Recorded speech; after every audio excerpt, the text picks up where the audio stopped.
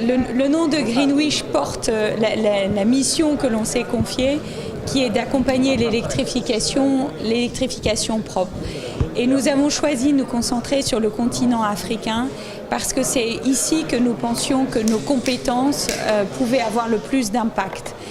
Aujourd'hui, sur le continent africain, la problématique, l'enjeu pour le Sénégal, comme pour la plupart des pays, est d'arriver à un niveau d'électrification qui est très très loin d'être satisfait et qui ne fait que s'accentuer avec la croissance démographique et la croissance économique du continent.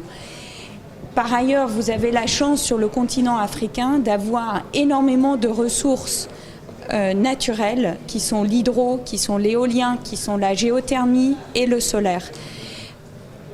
Aujourd'hui, exploiter les énergies renouvelables et en particulier la technologie solaire qui est devenue très compétitive, on est aujourd'hui à un coût de construction de moins d'1 million d'euros par mégawatt. Désolé pour le chiffre en euros.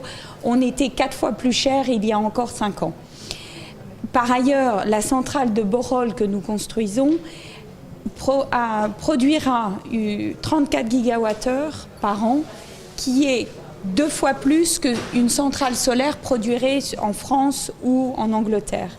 Donc vous avez une combinaison d'enjeux d'électrification stratégiques qui sont la clé du développement du continent, à la fois sur le plan démographique et sur le plan économique, et par ailleurs toutes les ressources naturelles qui permettent d'adresser dès maintenant le changement climatique sans passer par une électrification massive par les énergies fossiles. Et c'est pour ça que nous avons choisi de nous concentrer sur l'Afrique subsaharienne, en particulier la bande sahélienne, qui est très impactée par le changement climatique, très déficitaire en approvisionnement énergétique et qui bénéficie d'un ensoleillement colossal. Ce type de projet ne peut se faire que s'il est inclusif de tous les acteurs, inclusif de la population locale, inclusif de l'intérêt du secteur public. Il y a une grande coopération entre le secteur privé que nous représentons et le secteur public dans la structuration des contrats, dans la tarification de l'énergie et localement dans les attentes de la population locale. Ce que nous avons mis en place avec la population, c'est un accord sur le long terme d'accompagnement de la communauté sur leurs besoins, sur un nombre large d'actions qui seront révisées tous les ans, qui concernent la santé, qui concernent l'agriculture, qui concernent l'éducation et bien évidemment l'électrification.